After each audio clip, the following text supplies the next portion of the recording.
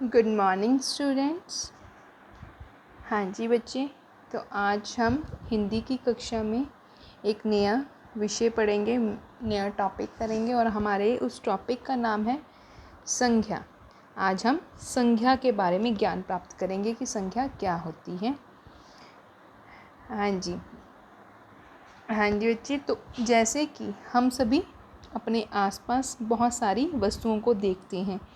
हम अपने घर में, अपने विद्यालय में कितनी ही वस्तुओं को देखते हैं, या फिर घर से विद्यालय आते हुए और विद्यालय से घर जाते हुए भी रास्ते में हमें बहुत सारी वस्तुएं दिखाई देती हैं और हम उन सभी वस्तुओं को किसी न किसी नाम से अवश्य बुलाते हैं। जैसे कि फॉर एग्ज़ाम्पल, उदाहरण के तौर पर हम अपनी कक्षा में किन किन चीज़ों को देखते हैं। हम अपनी कक्षा में क्या क्या देखते हैं, जैसे मेज, कुर्सी, श्यामपट्ट, दीवार, पंखा, खिड़कियाँ और भी कई वस्तुएं। तो इन सभी वस्तुओं के क्या है, इन सब के क्या है, नाम है। ये सारी वस्तुएं और इनके नाम हैं। और जैसे आपका भी कुछ नाम है, मेरा भी नाम है, ठीक है। आपके जो सहपाठी हैं, क्लासमेट्स, उन सब के भी अलग अलग नाम हैं।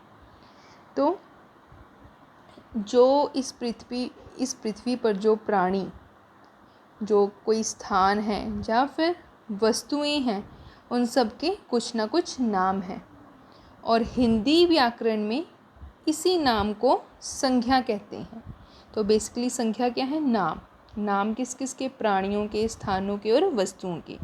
हिंदी व्याकरण में इन्हीं नामों को संख्या का नाम दिया जाता है। हाँ जी, तो इधर नीचे कुछ चित्र दिए, उनको देखेंगे। इस मूर्ति की सुंदरता अवर्णनीय है, हमें बुराई से बचना चाहिए। बचपन की बात ही कुछ और है। तो इन 3 सेंटेंसेस में आपको 3 हाई वर्ड्स हाईलाइट किए गए हैं ब्लू कलर से, सुंदरता, बुराई और बचपन। सुंदरता, बुराई और बचपन, बच्चे ये क्या है, भाव है, हमारी फीलिंग्स हैं।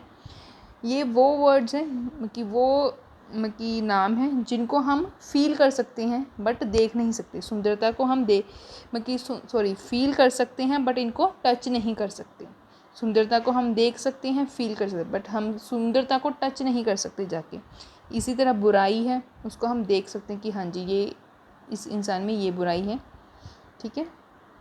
हम अपने बचपन को छू नहीं सकते बट फील कर सकते हैं कि हमारा बचपन ऐसा था, ठीक है। तो ये सारे क्या हैं, भाव, और इन भाव हैं ये हमारे, तो इसे भी संज्ञा कहते हैं। तो संज्ञा की क्या परिभाषा है वो देख लेते हैं।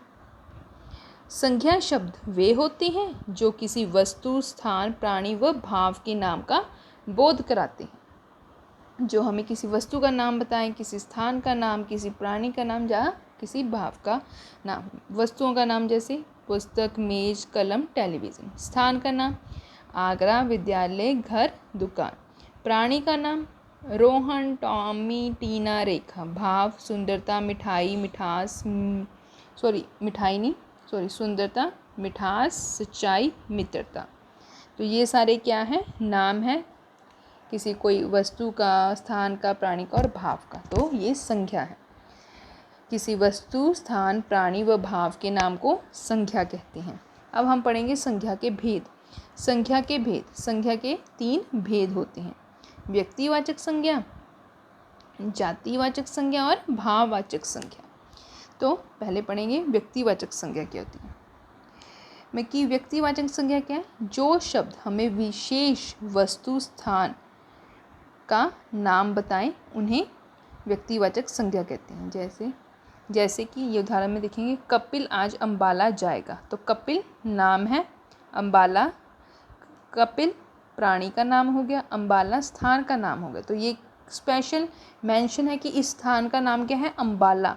तो जब किसी स्पेशली नेम मेंशन हो, नाम आपको बताया जाए, तो वो व्यक्तिवाचक संज्ञा में आएगा। अब कपिल नाम बताया है तो वो व्यक्ति, अगर वो यहाँ बोल दे कि लड़का आज अंबाला जाएगा, तो लड़का है, हमें नहीं पता उसका नाम क्या, तो वो व्यक्तिवाचक संज्ञा में नहीं आएगा। ऐसे ही तुलसीदास ने रामचरितमानस लिखी।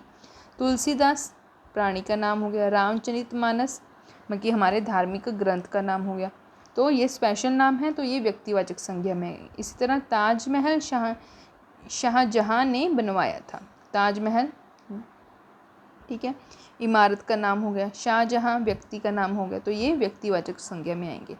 एक बार डेफिनेशन पढ़ लेते हैं। जिस शब्द से किसी व्यक्ति, वस्तु, इमारत या स्थान के नाम का पता चले उसे व्यक्तिवाचक संज्ञा कहते हैं। नेक्स्ट, जातिवाचक संज्ञा। जातिवाचक संज्ञा क्या है? जातिवाचक संज्ञा जो शब्द हमें किसी जाति का बोध करवाएं, किसी की जाति, किसी वर्ग की सारी वस्तुओं के बारे में बताएं, वो होती है जातिवाचक संज्ञा। ठीक है, जैसे कि फॉर एग्जाम्पल बालक कुर्सी पर बैठा है। ठीक है, तो इसमें बालक हमें प्रॉपर नाम नहीं दिया, इसमें बालक सारे ही बालक, क्योंकि बालक एक क्या है, पूरे बालकों की जाति को शो करता है। कुर्सी सारी कुर्सियों को शो करती है। बच्चे फुटबॉल खेल रहे हैं, बच्चे फुटबॉल क्या हो गए, ये स्पेशल नेम मेंशन नहीं है। ठीक है, तो ये सब जातिवाचक। पर्वत वर्षा करने में सहाय। अब पर्वत कौन सा पर्वत, हमें नाम तो नहीं पता ना, बस उन्होंने सिंपल बोल दिया पर्वत वर्षा करने में सहाय है, तो पर्वत स्पेशल नाम नहीं है, एक पर्वत की जातियों के बारे में बता रहा है कि पर्वत वर्षा करने में सहाय होते। तो पर्वत, ये सारे वर्ड्स क्या हो गए, जातिवाचक संज्ञा, क्योंकि बालक, कुर्सी, बच्चे, फुटबॉल, पर्वत, वर्षा, ये सारे शब्द पूरी जाति का पता लगता है इनसे, इसीलिए हम इन्हें जातिवाचक संज्ञा बोलते हैं। एक बार डेफिनेशन कर लेते हैं। जिस शब्द से किसी जाति या वर्ग की सभी वस्तुओं या व्यक्तियों का पता चले उसे जातिवाचक संज्ञा कहते हैं। ठीक है, जैसे कि नदी, अब हमें नदी तो सारी नदियाँ ही आ जाएंगी, हमें स्पेसिफिक नहीं मेंशन कौन सी नदी। अगर मैं बोल दूँ गंगा नदी, तो गंगा नदी किस में, कौन सी कैटेगरी में आएगी, व्यक्तिवाचक संज्ञा में। अगर मैं नदी का नाम ले दी सिर्फ नदी, तो वो जातिवाचक संज्ञा में आएगी। ये डिफरेंस है इन दोनों में। नेक्स्ट हमारा थर्ड है भाववाचक संज्ञा। जिस शब्द से किसी भाव, गुण, दोष, दशा या अवस्था का पता चले उसे भाववाचक संज्ञा कहते हैं। गुण, मित्रता, ईमानदारी, ये क्या है, गुण है। ठीक है, दोष, दानवता, ठीक है, दोष किसी में कोई बुराई होना, वो दोष। दशा की अवस्था कैसी, बचपन, जवानी, बुढ़ापा, तो ये सारे अवस्था में आ जाएंगे। हाँ जी, तो आपको जैसे एग्जांपल्स दिए, मित्रता ईमानदारी के बिना आगे नहीं बढ़ सकती, तो मित्रता, ईमानदारी हम फील कर सकते हैं, उसको छू नहीं सकते, तो ये भाववाचक संज्ञा। फुलवाड़ी की सुंदरता मन की उदासी को दूर करती है। उदासी और सुंदरता हम इनको फील कर सकते हैं, छू नहीं सकते, तो ये भाववाचक संज्ञा है। दानवता नहीं, मानवता का पाठ सीखो। दानवता और मानवता, ठीक है, दानवता शैतान, मानवता इंसानियत। ठीक है, तो दानवता मानवता हमको हम देख सकते हैं, छू नहीं सकते, तो ये भाववाचक संज्ञा में आएंगे। हाँ जी बच्चे, तो ये है हमारा संख्या के रिलेटेड सारा टॉपिक जो मैंने आपको समझाया है। इसमें आपने एक संख्या की परिभाषा याद करनी है, उसकी उदाहरणें, संज्ञा के कितने भेद हैं, 3 भेद होते हैं, कौन कौन से होते हैं, व्यक्तिवाचक, जातिवाचक, भाववाचक। व्यक्तिवाचक की डेफिनेशन याद करेंगे, उसकी कुछ एग्जांपल्स, भाववाचक की, जातिवाचक की। हाँ जी, तो ये मैंने आपको बुक से समझा दिया। अब हम जो वर्क आपने नोटबुक में करना है उसको मैं आप थोड़ा सा एक्सप्लेन कर देती हूँ। हाँ जी, सेम वही है, जस्ट आपने अपनी कॉपीज़ में क्या क्या नोट डाउन करना है वो बता रही हूँ, डेफिनेशन सब वही हैं। हाँ जी, सबसे पहले आप तिथि लिखेंगे 14 जुलाई 2020, कक्षा कार्य, विषय हमारा क्या है, संख्या, दिन हमारा है आज मंगलवार। हाँ जी, तो प्रश्न उत्तर, पहला प्रश्न क्या है, संख्या किसे कहते हैं, उदाहरण सहित बताइए। संख्या की फिर परिभाषा, जो किसी व्यक्ति, वस्तु, प्राणी व भाव के नाम का बोध कराते हैं उसे संख्या कहते हैं, जैसे पुस्तक, आगरा, रोहन, सुंदरता आदि। सेकंड क्वेश्चन है, संख्या के कितने भेद हैं, उनका वर्णन कीजिए। संख्या के 3 भेद हैं। संख्या के भेद, व्यक्तिवाचक, जातिवाचक, भाववाचक। व्यक्तिवाचक संख्या आपको बताया जो हमें किसी स्पेसिफिक व्यक्ति का, स्थान का, वस्तु का, इमारत का नाम बताए। जिस शब्द से किसी व्यक्ति, वस्तु, इमारत या स्थान के नाम का पता चले उसे व्यक्तिवाचक संज्ञा कहते हैं। जैसे प्रमोद, पटना, हिमालय, गंगा, बाल भारती आदि, ये स्पेशल नेम है। जातिवाचक, जिस शब्द से किसी जाति या वर्ग की सभी वस्तुओं या व्यक्तियों का पता चले उसे जातिवाचक संज्ञा कहते हैं। जैसे नदी, नगर, चाचा, फल, सब्जी। इसमें हमें स्पेशल नेम मेंशन नहीं है, जस्ट बताया है नदी है, नगर है, कौन सी नदी है, कौन सा नगर, ये नहीं मेंशन। अगर मेंशन होता तो वो व्यक्तिवाचक में आते। अगर सिंपली नदी बताई है, फल बताए हैं, तो वो जातिवाचक में आएंगे। हाँ, उसके बाद आ जाता है हमारे पास भाववाचक। जिस शब्द से किसी भाव, गुण, दोष, दशा या अवस्था का पता चले उसे भाववाचक संज्ञा कहते हैं। जैसे मित्रता, ईमानदारी, सुंदरता, उदासी, मानवता आदि। हाँ जी, ये तो आपके क्वेश्चंस हो गए थोड़ा सा।